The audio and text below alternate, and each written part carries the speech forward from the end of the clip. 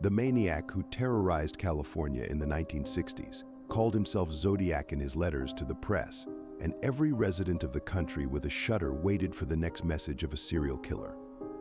Why the police failed to establish the identity of the Zodiac even 50 years later, and what were the motives of the criminal, deal with our material.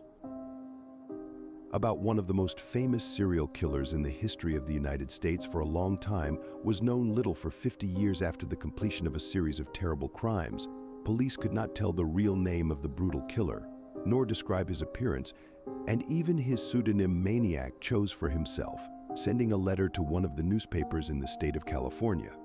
Different ways of killing, his own mark, secret signs, and encrypted messages. The Zodiac case remained one of the most mysterious crimes in America.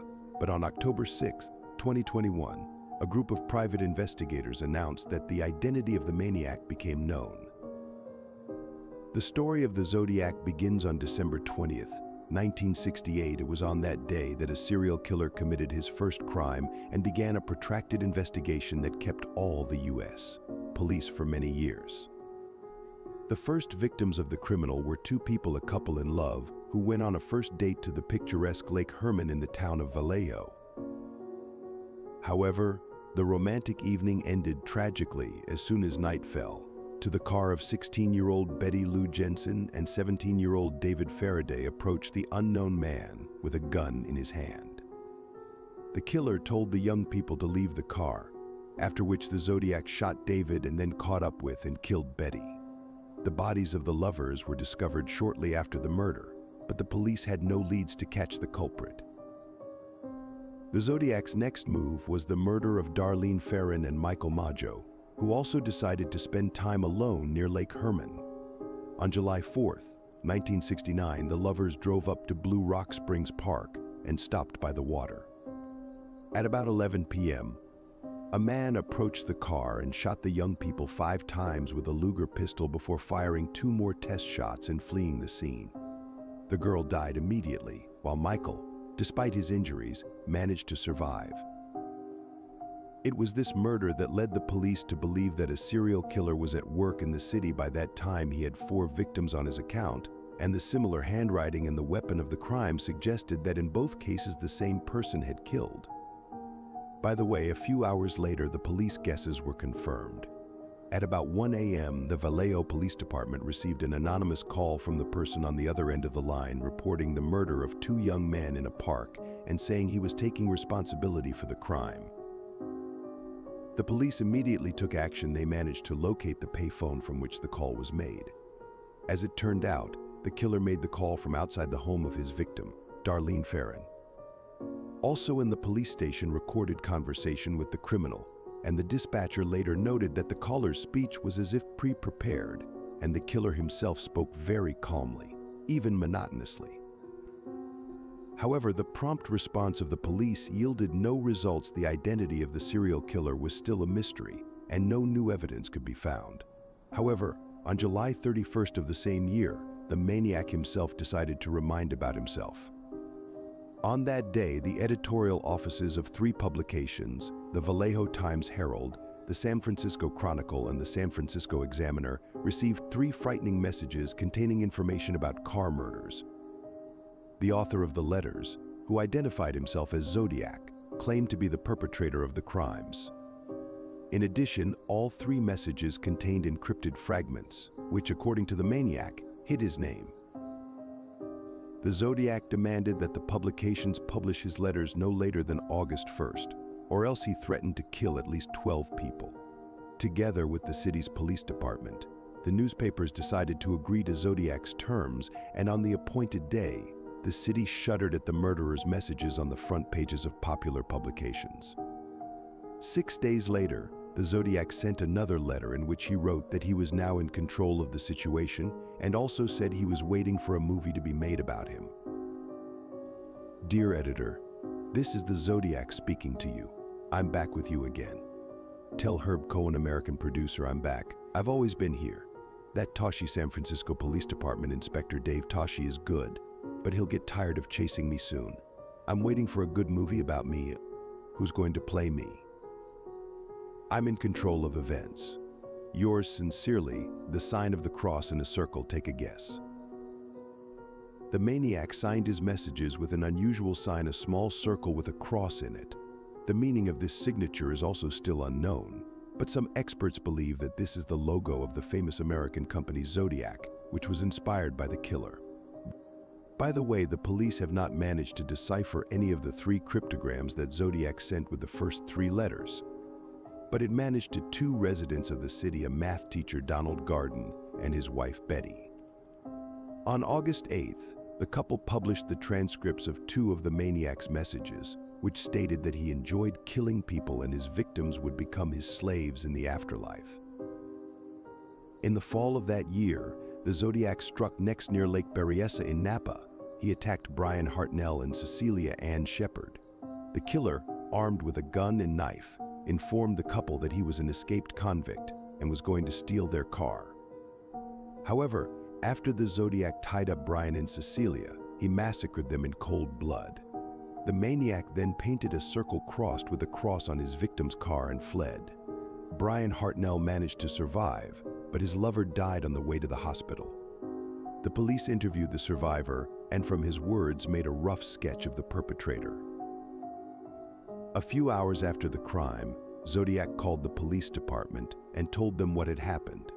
Police were able to locate the payphone from which the call was made, but it did not help the investigation.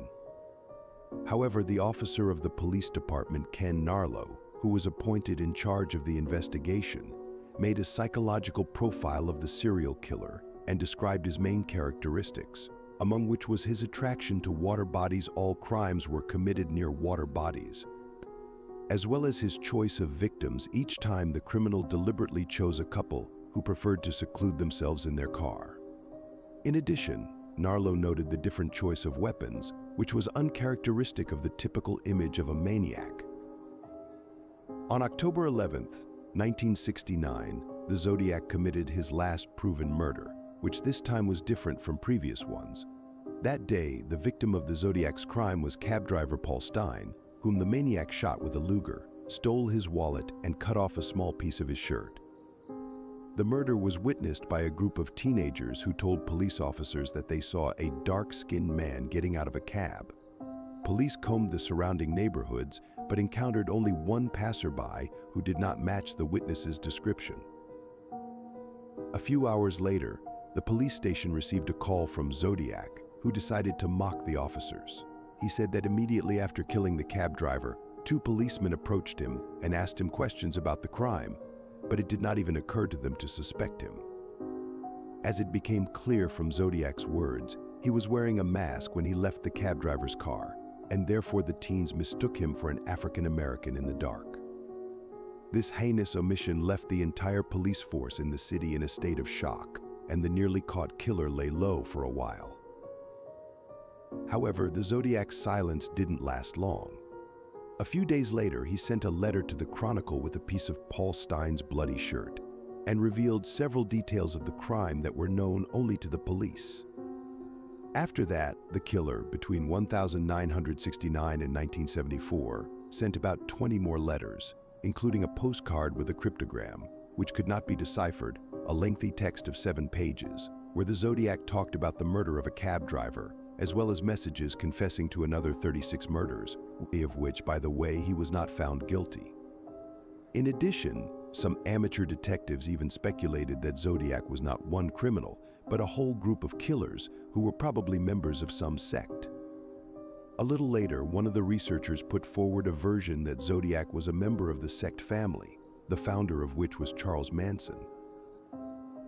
Unfortunately, all put forward versions were not valid, and many years later the brutal killer was not caught. All the evidence found and surviving witnesses did not help the police to move forward in the investigation of a high-profile case. Perhaps it was due to the lack of modern technology at the time, and perhaps due to the criminal talent of the criminal himself.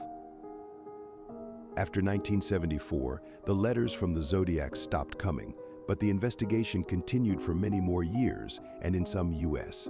counties the case is still open. Suspects included rapist Arthur Lee Allen, George Russell Tucker, Louis Joseph Myers, Jack Terrence, and George Hodel, the father of Detective Steve Hodel, who who suspected his father of an equally high-profile crime, the Black Dahlia murder, and later claimed that Hodel Saar might well have been the Zodiac. Until yesterday, one of the most high-profile cases in American history was considered unsolved according to police. It's still open in Napa County, but on October 6th, a group made up of journalists, criminologists, and former detectives who call themselves the Case Breakers announced that the maniac had finally been named. According to community members, Gary Francis Post, a house painter, was hiding under the Zodiac mask.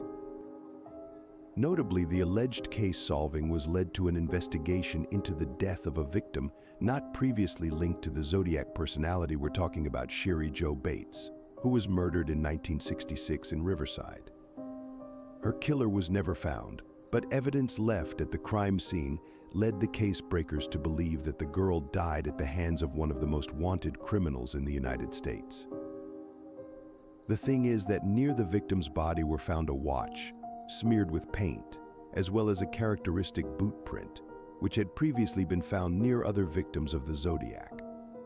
Digging a little deeper, the group found out that not far from the crime scene there was a hospital, to which a man named Gary Francis Post was sent after a gunshot wound the very day when the murder of Sherry Jo Bates was committed. After comparing other evidence, community members searched the home of the alleged maniac, who, by the way, passed away in 2018, and found photos in his home, which clearly show scars that match the scars on the Zodiac sketch. Also in favor of the fact that it was Gary Francis Post hiding under the mask of an elusive maniac, said the watch found at the scene of the murder of Sherry Jo Bates they were smeared with paint, and Post worked all his life as a painter and a boot print. The fact is that a number of forensic experts previously claimed that the Zodiac's shoes resembled army boots. As it turns out, Gary Francis Post was an Air Force veteran and may well have had a similar pair of shoes. After discovering the evidence, the team spoke to the alleged killer's neighbors, although none of them were able to confirm or deny the Case Breakers' version of the story. One local resident noted that Post always seemed strange to her and led a double life. At the moment, the FBI refrains from commenting, indicating that the case is still open, but most of those who have followed the investigation are confident the participants of the Case Breakers managed to make a huge step forward, and soon, in the case of one of the most gruesome maniacs in the U.S., will be put to rest.